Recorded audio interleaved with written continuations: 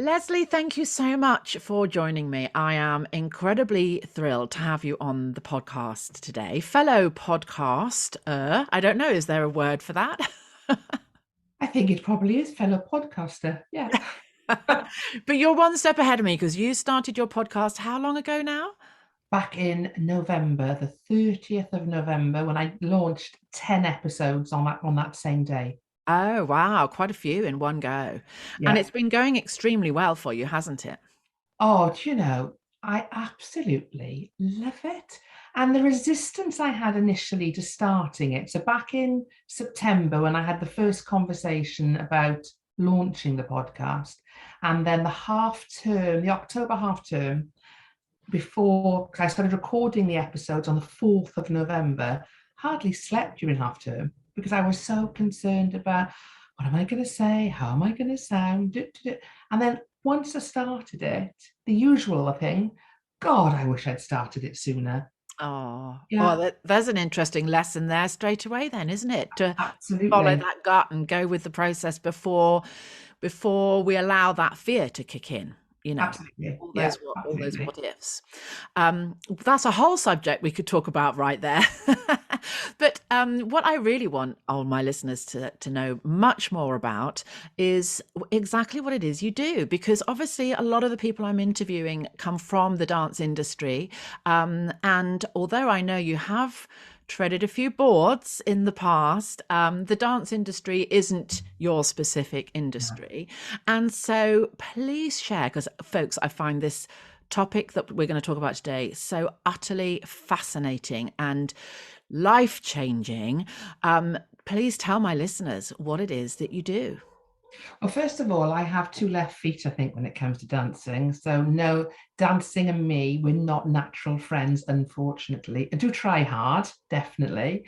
But what I do is I help business owners, and at the moment in particular, female business owners, improve their relationship with money. And the reason I do that is not just the headline, improving their relationship with money. It's because our relationship with money is so interlinked to our sense of self value and self worth.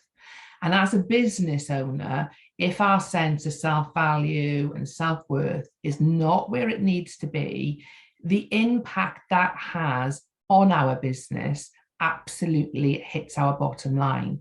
So we're likely to not, if our relationship isn't a strong one with money, if our sense of self value and self belief is not strong, we're likely to not put very firm boundaries in place. So allowing clients to walk all over us, to turn up late to appointments, still expecting to have the full allotted time, to cancel appointments with very little notice, to contact us outside of office hours and still expecting an immediate reply, not paying on time and being difficult to chase up.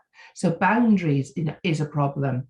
Mm. Not being comfortable having conversations in our business around finances, and whether that's putting up prices, whether it's having a discussion about what your prices are, not being visible enough in your business. That's directly linked to your sense of self value and self worth.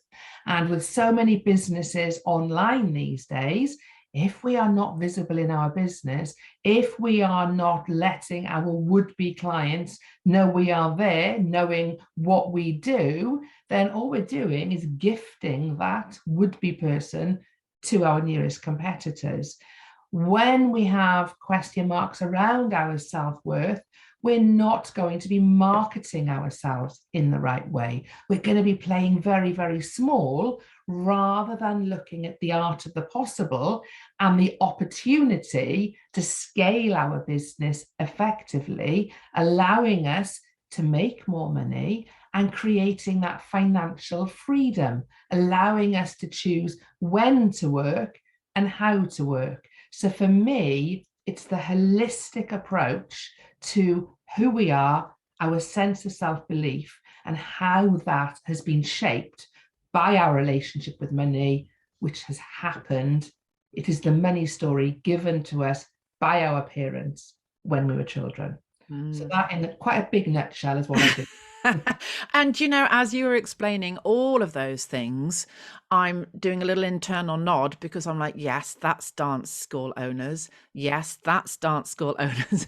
I could think a lot of them could tick that box too, you know, because their business is such a heart-led business. It's such a passion-led business, that it's really hard to actually run our schools with a sense of, but we are first and foremost business people. And as soon as we start talking about money, that puts everybody very much in the frame of, oh no, I'm being all businessy and cold, and it's not about it's about the children and what I give them. And I spend a lot of my time coaching my clients and my followers and my listeners in the fact that you can have both. You can lead your school with a passion and nurture your students and be incredibly, you know, personable and be the most fabulous dance teacher in the world, and run it as a successful business and earn good money. And, you know, I know this is an issue for everyone and anyone in life, but I feel like it's a very, very strong issue in my industry. And maybe I'm wrong in saying, oh, but we're worse. I think there's a pre-patterned thought process in the dance industry that you're not here to make money. You're here to entertain. You're here to deliver a feel-good factor through dance, and that's not something that you should be, you know, actively looking to charge for or to earn money for. And way back historically, you know, dancers were street entertainers. Dancers were the low life. You know, they went into courts and they danced. They were like the court jester. And there was certainly, you know, not highly looked upon. And so I feel like we've got this historical money mindset in our industry that has been around for centuries, like literally. Yeah. And so, as well as the childhood patterns that you're going to hopefully explain a bit more about in a second, I think we also have an inbuilt pattern of beliefs in the whole entire industry. So I feel like we're really up against it, us dance bosses. Yeah. Yeah. And, you know, it's not just, you know, dance academy owners. It's, you know, it's a service industry in general. You know, that word service, you know, that conjures up, doesn't it? You are serving others. And in serving others, some people do have that disconnect. That service means something you don't value, something you give away, something you don't charge what you should for it. And that is completely wrong, because if you don't value what you're doing, how can you expect the person on the other end, the receiving end, to value it? And when you think about, you know, as a dance academy owner, what you are doing for your clients, be it the parents or the children themselves, what you're instilling in them are skills that are going to help them be better at life, be more confident, develop good posture, develop a mindset around being able to perform, have the joy of performance. You know, every mum who has a desire to support their children to become, you know, a dancer, and that might just be for pleasure, you know, not necessarily for professionally, but they see what it invokes in their child. They know their child is happy when they have that sense of community, when they have that sense of belonging, when they can see their gifts being nurtured. And, you know, as a parent of two boys who never ever wanted, unfortunately, to dance, but remembering myself, you know, my mum taking me to my ballet lessons and getting my first tutu, and, you know, really think this is it, I have arrived now, and my mum being really proud, you know, seeing me perform, etc. There is absolutely a value attached to that, without a shadow of a doubt. And if the parent is attaching the value, why, as the business owner, are you pushing back on the value that they are perceiving you are offering? So And it's the disservice you are doing for yourself, because the more you value what you do, the more you're going to see that value given back to you. that's very clear. And the fact that I think what you said was that the parents want all of those wonderful things that we're going to give them, and they're actually really prepared to pay for that. Like parents will shell out if it's going to give their children an amazing experience, and even more so if it's going to help them to grow as little humans, and it's going to be something that will stay with them forever.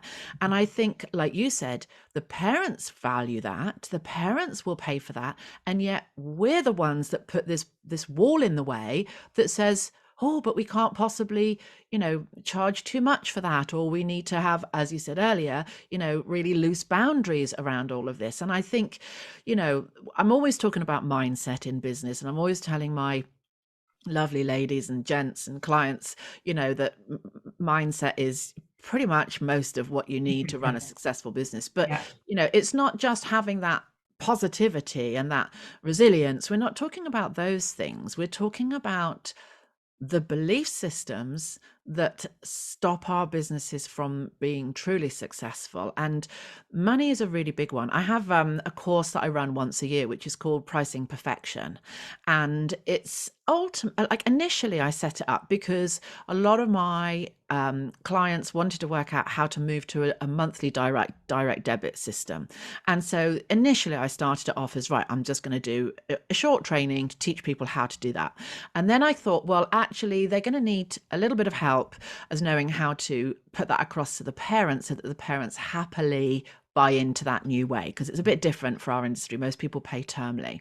And then I thought, well, actually, no, there's more to this because we need to get the pricing right first. Like if they're going to go to all the effort to change all the way the parents pay and get them on board with this, then, let's maybe look at what they're charging. Opportunity, yeah. Yeah. And then Yeah. that led to all the discounts that they give away, all the money that just pours out of their business because they feel like they should give 1,000,001 discounts.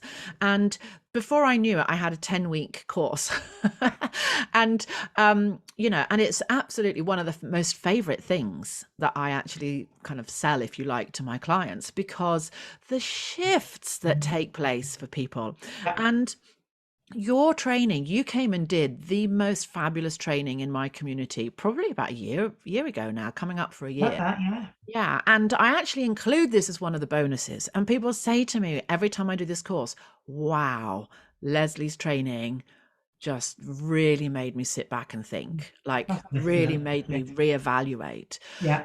So tell us, Lesley, a bit about our money mindset and where it really starts. Where do we get our thoughts around money from? Yeah. Well, it largely happens between, would you believe, the ages of 0 and 7. Mhm. And it happens as a result of our parents' relationship with money and how we see that relationship developing with our parents. And it's about what our parents are saying about money, and it's what they're saying about people who do or don't have money. And we are picking up on those messages without even necessarily realizing it at the time. But we carry that money story that belongs to our parents and probably belongs to their parents. We take it through with us into adulthood. And we stop believing in Father Christmas. We stop believing in the Tooth Fairy and the Easter Bunny and Ken and Barbie living happily ever after in Miami. All of that is left in our childhood. But we still carry on with the money story that our parents gave us that is no longer relevant to the situation that we are in as adults. And it's only when we sit down and start to analyze what are our thoughts and feelings about money, and to simply ask yourself the question, when I think about money, what comes up for me? What do I feel? When I have those thoughts about money, what does money actually mean to me? And very often it's something that people don't want to really think about. They don't, I say to my clients, check your bank account daily. And a lot of them, what? I can't check it daily. I don't want to see that number. Well, first of all, that number won't change if you don't look at it. But actually, if you do look at it and you view that number as information and information on which you can take action, then you can change that number. And that behavior with regards to not wanting to look at numbers has come from their parents. They've picked up on that and they've taken that through with them. Another thing that plays into our relationship with money, and I know I've spoken to you about this before, is our money archetypes. So there are 8 money archetypes in total, and our relationship with money is dictated by our personal 3 money archetypes. And depending on what that makeup of those archetypes is, that is when we really can have challenges with ourselves in that relationship with money. So I'll give you 2 extreme examples. So a celebrity archetype is somebody who's very, very charismatic, loves to be seen to be successful, really looks the part, flash watch, beautifully groomed, top of the range car, always changing out for the latest iPhone, etc., etc. People look at that person and think, wow, they've got it sorted. Look how successful they are. What they don't know is that lifestyle is being funded by debt, credit card, overdraft, etc., because their business is not as successful as they want people to perceive it to be. They could also have an accumulator archetype amongst their top 3. Accumulator, as the name suggests, loves to save money, loves to save for that rainy day that there's never going to be enough rain for them to feel comfortable spending that money. They want that money to be there just in case. Can you imagine having a celebrity archetype where you want to be seen to be successful, but you haven't got the money, but you've got the accumulator archetype going on that any money you do get, actually, you want to be saving. Once you actually know what your money archetypes are, that is when you're able to make an intentional decision. Your money archetypes are like, you are the chairperson of the board. Your money archetypes are your board directors. When you know the characteristics, the strengths, the gifts, the challenges of your board directors, you can then lean into the relevant director according to the board, according to the decision that you need to make. So you're no longer making a decision based on, well, that's just how I am. I've always been like that about money. Instead, the red flag goes up. I'm about to make a bad decision. I need to lean away from that archetype and I need to lean into that archetype to make a better decision. Now, what is not known about the archetypes is, are they nature or are they nurture? So were you born with those top 3 archetypes, or did they develop through childhood? But whatever the answer is, they go hand in hand with the experience that you have picked up on as a result of how your parents were around money. Are you looking to get precious time back in your life so you can make more time doing the things you love? Dancebiz is a class management and booking software from the lovely folk at Think Smart that will automate and streamline all your dance school admin. It's the perfect tool for all those tasks that just seem to take so long and will help you to work smarter, not harder. Message me today, folks, and I can give you a code so you can get 2 months free.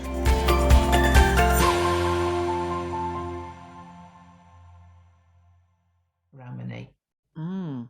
Absolutely fascinating, because listening to you talk about those 2 money archetypes, presumably, if you're a celebrity and an accumulator, there's a real turmoil around money because it's a Yeah. push-pull thing that's going Yeah. on.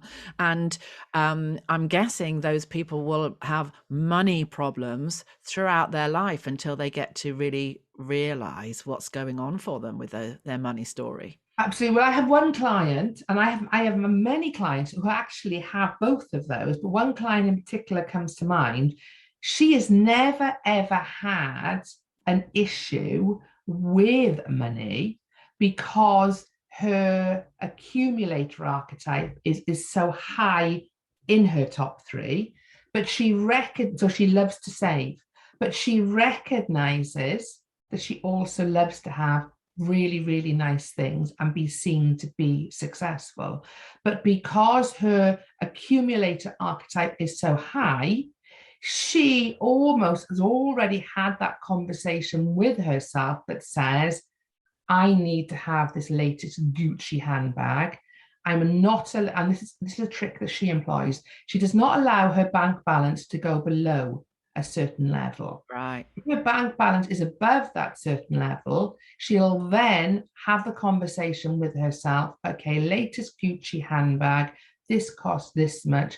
I have that much in my bank account. Okay, I need to work out how to bring in a little bit more money so I can then go and buy my Gucci handbag. So she's having that almost negotiation with herself that keeps herself on a Safe. Yeah. fairly even keel and keeps her safe, because she says when her income drops, when the balance in her bank account drops below a certain level, she then starts to have sleepless nights. She starts to have real concerns about her income. So she's worked out a way to make it work for her. And that is why it's a little bit like, going on a diet and recognizing there's no point me having any chocolate in the house because I can't just eat a square. I have to eat a whole bar. So the way I deal with it, I don't have chocolate in the house. And it's exactly the same when you know your money archetypes, when you really know what you are like, you stop the that's just me behavior, going instead and intentionally deciding how to be. And taking control, isn't it? It's But it's exactly it. difficult to take control when you don't understand what's going on initially in the first place. So, how does somebody find out their money archetypes? Well, that's very easy these days. But I now have, and I wasn't leading to this, but I have a free assessment. Ah, So if I'll give it to you to put in the show notes, basically, and they will go to a link. They'll go through a lot of questions. It's about 60 questions, but it only takes 7 or 8 minutes or so.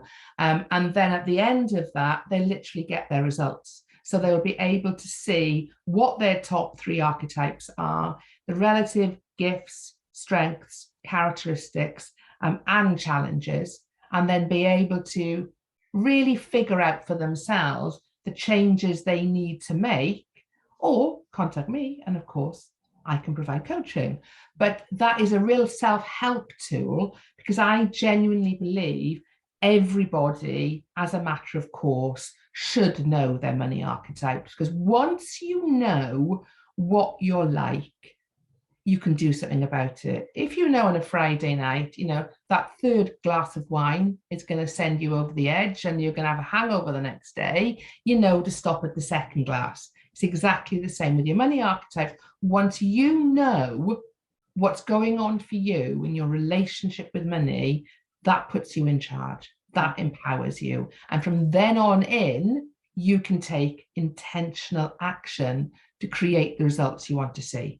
yeah. And when you can see you doing it's almost like an out of body experience where you can go, oh, now hang on. Now that I know these things about myself, I can see why I was instantly going to jump in and do that with money when actually I now can, hey, hang on, step back, think about this. and behave and act differently. And you did this for me a little while ago now, and it's listeners, it's very bizarre. Like, I feel like Lesley was in my head when she was talking through everything. I was like, how do you know these things? Just by asking me a few questions, literally pinpointed exactly how I am with money. And the thing is, some people do have a lot of stuff to sort out around money. Some people actually only need to tweak behaviors, don't they? But sometimes those little tweaks, or just knowing, like I said, being able to recognize yourself, I think can, still be a big shift, especially when you run a business. Absolutely. It can be a massive shift because all of a sudden you put yourself in a position where you understand yourself and you can forgive yourself for certain traits that you've not been happy with, but you feel you've been stuck with. Once you actually understand that, you can actually make those decisions that support where you want to be heading, rather than seeing them as blocks that you're never ever going to be able to overcome. And I worked with a couple last year, and I wasn't comfortable working with them because, as I said, I'm not a marriage guidance counsellor. Things can come up here that could be unsettling for both of you. But actually, as a result of them both understanding their money archetypes, they now can have conversations based on, this is what I want to do, but I know how you're going to react. So what I'm going to do is this to make sure you're comfortable, but equally make sure that I can move forward in the way that I want to as well. So it creates that informed space rather than one of scarcity or abundance, because there is no ideal archetype to have, or set of archetypes to have at all. They're all as good as the other, just different things will come up. But once you know what they are, you can utilize the strengths and the gifts of all of them, whilst leaning back and away from the challenges that will come up. And once you recognize that challenge is coming up, it's like a trigger. We go, oh, hang on, I know what's going on here. I got there before I did it. And I think that's the thing. You become much more aware of exactly what previously you would have just done and put it down to, that's just the way I am. Instead, it makes you sit back, reflect, and then take action. And that's a much more empowered position to be. It's no longer a knee-jerk reaction. It's an intentional action. Yeah. And the thing is, you say you're not a relationship coach, and I understand that you're not, but a lot of relationship issues actually are around money, aren't they? Yeah, I mean, I know, absolutely. if there's a top 4 things, the reason for breakups or divorce, money is definitely up there, I'm assuming, with as one of those. And so to Absolutely. understand each other's money archetypes and money mindset, I'm sure would actually, for some people, make huge differences in their relationship. Massive, massive. And again, that is why I am an advocate of everybody knowing their money archetypes. When I first went to study this, I kind of thought, oh, this is going to be a bit woo. I don't know if I really like this. But actually, it's not. It's formed on such a solid body of work and research. And everybody, and I have taken hundreds of people through this now, and not one person who I've gone on to have a one-to-one with hasn't said to me, I honestly felt you must have had a video camera in Like the I just room. said, yeah. Exactly. And that's exactly it, because it is so insightful, and it actually gives you a wake-up call as well, because there'll be some traits where you kind of go, oh, no, that's not me, when actually it is you. It puts a mirror up to you so you can really see what's going on for you. And also it lets your subconscious know that you now know the secret's out. I now know what Myself, yeah. exactly. And then you can do something about it.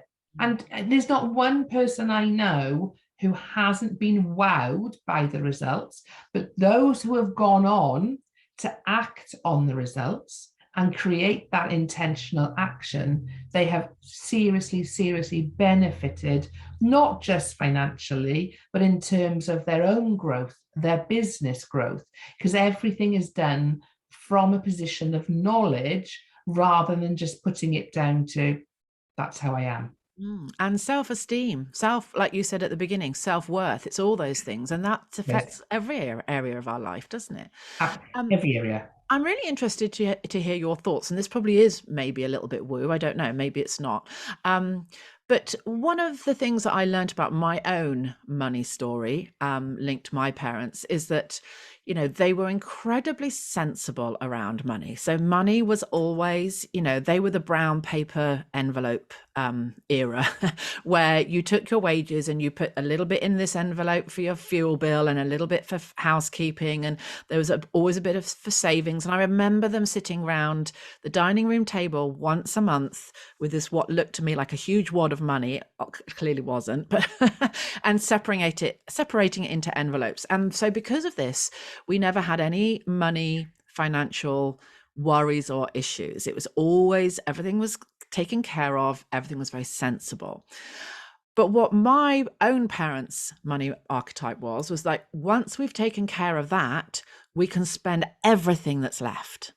And so we always had the next loan that they were already paying off. Everything was on loan, everything was on HP or on lease, and they always knew they could afford it just. Yeah. So we actually didn't really have any money, any spare money, because if there was any spare, they'd already spent it. And so that's kind of what I grew up with. So I am very sensible with money. I don't have brown envelopes, but I have 1,000,001 bank accounts. Don't tell my bank manager. And, you know, it's all put in safe little places. Now, the thing is, what I have experienced and what I'm trying to learn about myself currently is I have kind of got to a stage where I think in my business, I've earned I'm at a certain level of income. And in my brain, I've got enough. There's enough to fill all those brown envelopes. Yeah. There's enough to have the little extra treats in life. But I'm so used to there not being anything else left over that it's almost like I've capped it. Yeah. And I don't know I'm doing it. I'm certainly not trying to. But I've got to the stage where it's like, oh, now I feel like I experienced this wonderful growth. And now it feels like it's just kind of just staying very similar. It's on pause. Yeah. And I'm thinking to myself, am I now projecting out to the universe? You don't need to give me any more because I'm fine. I've got what I need. Yeah. Well, what are your thoughts on that? Oh, I love this. My favorite book, and it is literally my favorite book, is called The Big Leap by Gay Hendricks. And in that book, Gay talks about our upper limit. Yeah. And we all have an upper limit, and that can relate to a whole set of different things, but in particular, the amount of money that we feel we can be calling in. And some people will call it, you know, a glass ceiling, you know, a revenue glass ceiling. But Gay described it so perfectly that it was one of those. So I was going out on a walk one day, and I love going walking with my headphones in, listening to something, learning basically. And I'd come to the end of the book that I was reading. I was literally want to go out on my walk. I had a certain amount of time.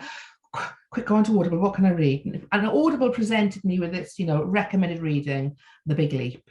And it was a goldfish bowl with a goldfish leaping out. I thought, oh, that looks okay, I'll read that.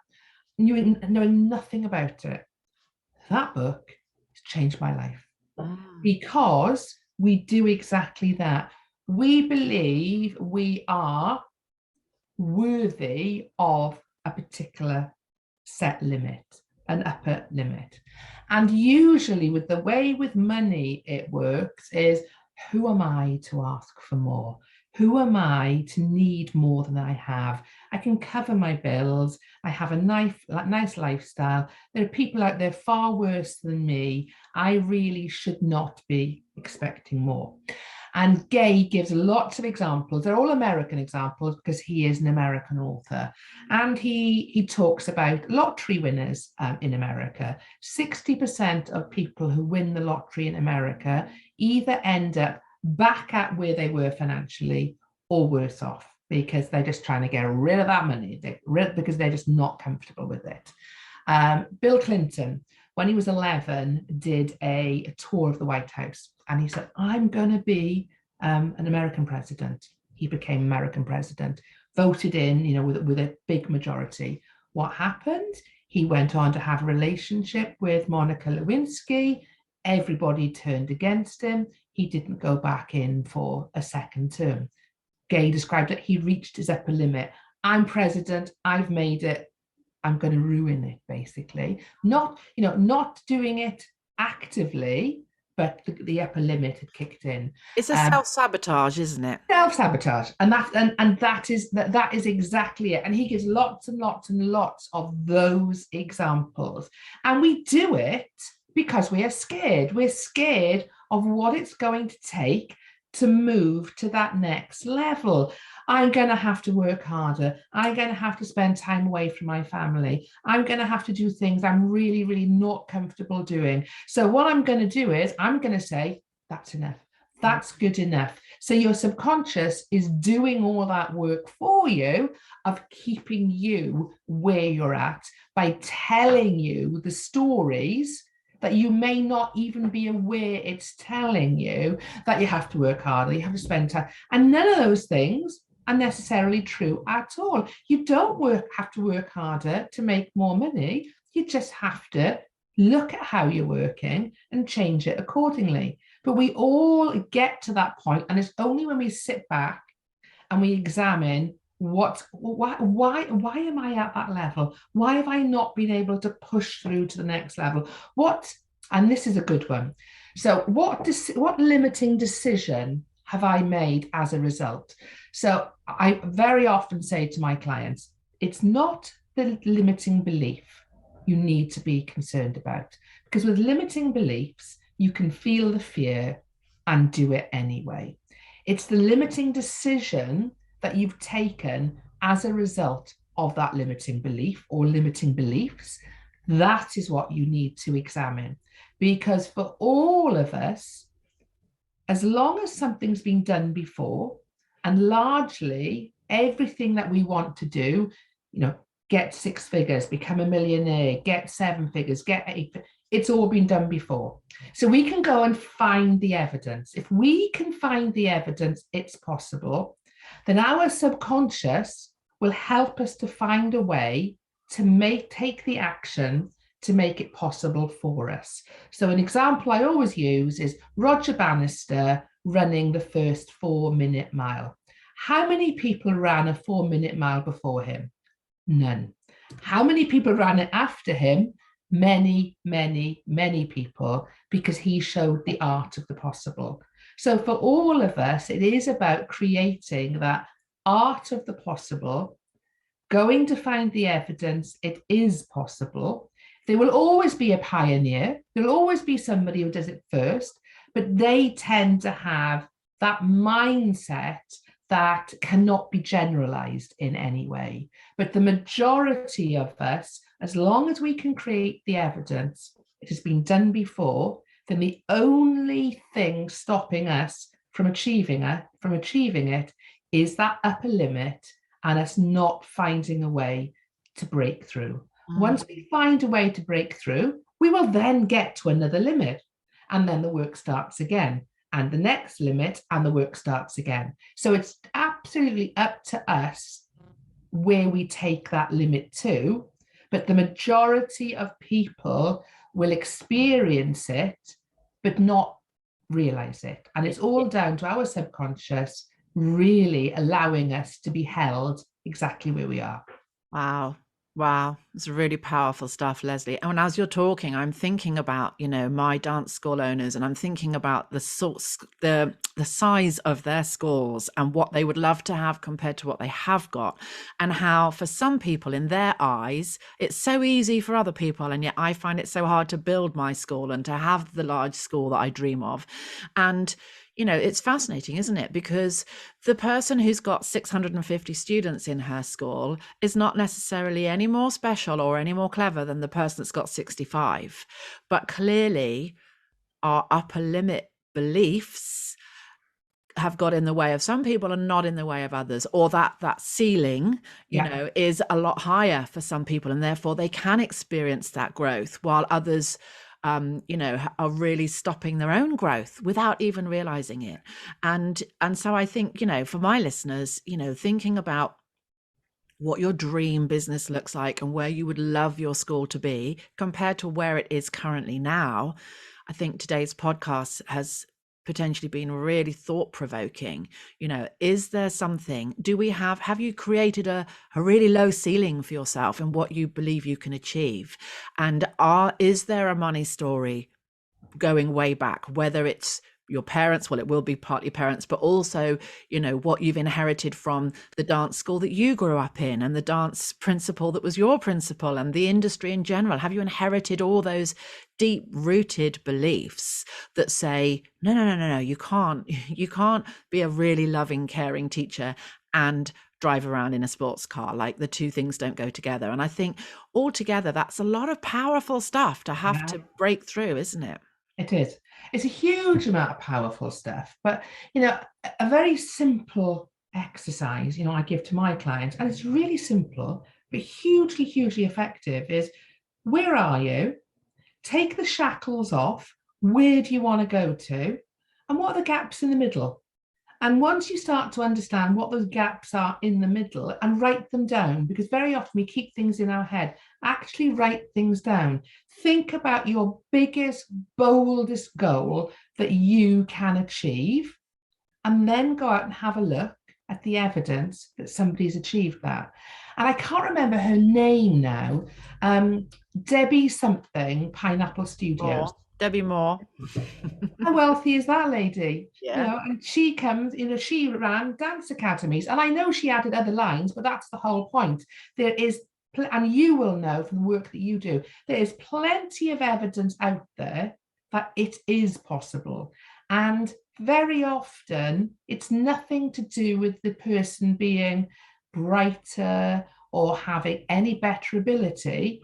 It literally comes down to mindset. 20% strategy, 80% mindset. And that is the difference between creating that massive, impactful success that you want to have and you can have. Because we all have that gut reaction. We all know when we should do something. And it's whether or not we act on that intuition or we make the excuses not to do so. And when you've made the excuses, that is when really you've got that little voice in your head with regret. And I think that is something I never want anybody to live with, because we don't have to live with regret. We choose intentionally, and we might not realize it, but we do. We choose intentionally to live with regret when we're not taking intentional action. And by taking intentional action, that is when you really can push past your upper limit, because the evidence is there. It is possible. You're not being asked to be the first person to run the 4-minute mile. You can look up at people who've gone before you and just say, they can do it. There is no reason I can't either, and I'm going to make it happen. It's that real self-belief, that mindset shift, and then anything. The world's your oyster. Genuinely is. Yeah, 100% with you on that. And in fact, just in front of my little haven here, I've got a plaque on the wall outside above my door that says, she believed she could, so she did. And it really is just that self-belief, isn't it? Absolutely. Allowing yourself to have that self-belief. Yeah. Oh, Lesley, I just want to point to this really here. I'm thinking off the wall, because this is one of my favorite phrases, actually. Is it going to translate on there? No, it's not. So, what if I fall, but my darling, what if you fly? What if you fly? Yeah. And I think, that just says it all, doesn't it? I'll leave it there. Absolutely. And I'm sure you've inspired lots of people today to really go away and take themselves on a walk and think about their own childhood and think about what their money story is, and maybe, a little bit be inspired to come and do your Archetype quiz and find out, what it is that may be helping them in life, what might be hindering them in life, and maybe just start that little journey towards realizing that, the world is your oyster. You can create anything that you want, but you've got to have the tools. You've got to know how. That's where people like you and I come in to mentor and coach, but you've got to have, above and beyond everything else, the self-belief. And, that's just been hugely fascinating chatting to you today. I'm very, very grateful that you've given up that time for my dance school owners and my listeners. As I said, could continue talking for hours. Do go and check out Lesley and everything that she does, because she really does change lives. And, if there's anything that resonates for you or you want to learn more, then check out the show notes where you can find how you can link up with Lesley and all the amazing things that she's doing and that she's got coming up. And go and listen to her podcast, because if you've enjoyed this last episode, then, there's lots more of Lesley that you can go and access. Thank you so much, my love. Thank you very much. I've loved talking to you. Thanks, Deborah. Bye-bye.